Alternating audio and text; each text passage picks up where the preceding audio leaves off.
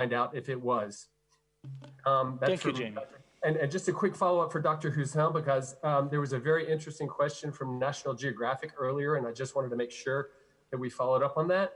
President Trump, Dr. Hussain, you mentioned lucidité a posteriori, which could be translated as hindsight is 2020, I think.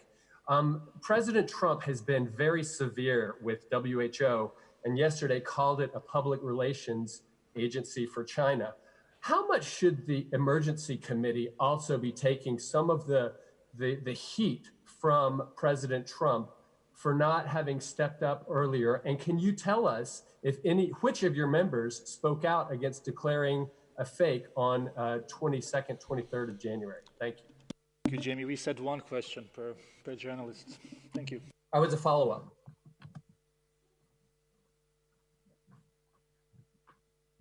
Professor Hussain, do you want to?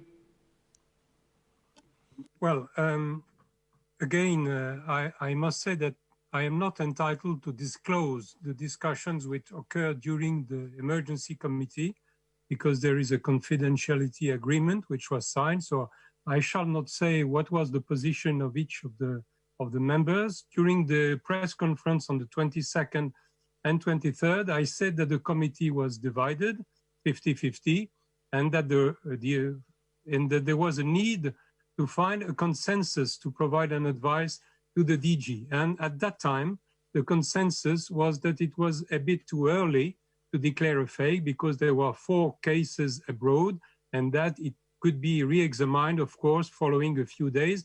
Nevertheless, as said Dr. Tedros, recommendations were made which were allowing to start all the measures that would be necessary to implement in such a situation. So this is the only thing I can say on this matter. For the political aspect, I think Dr. Tedros is perhaps better placed than me to respond. Thank you. Thank you very much. Yep. And I couldn't take, welcome Jamie. Press conferences aren't the same without you, so thank you for your question.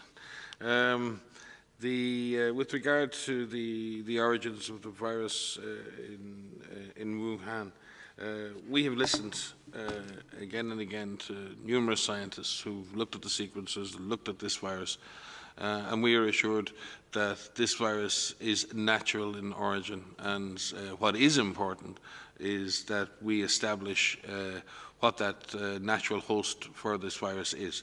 And the primary purpose of doing that is to ensure that we understand the virus more, we understand the animal-human interface, and we understand how the animal-human species barrier was breached. And the purpose of understanding that is that we can put in place the necessary prevention and public health measures to prevent that happening again anywhere.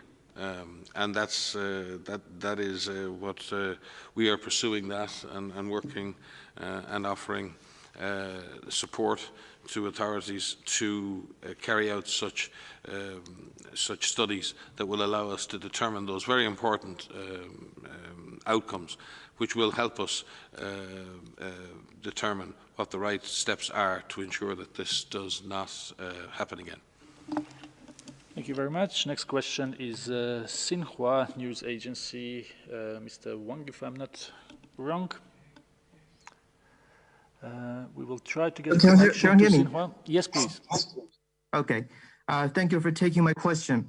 The question is for Dr. Tedros. In Wuhan, the central China city once hardest hit by the epidemic, the number of COVID-19 patients in serious conditions has dropped to 0 on last Friday. So what is WHO's comment on the response efforts in Wuhan? Thank you. I can start.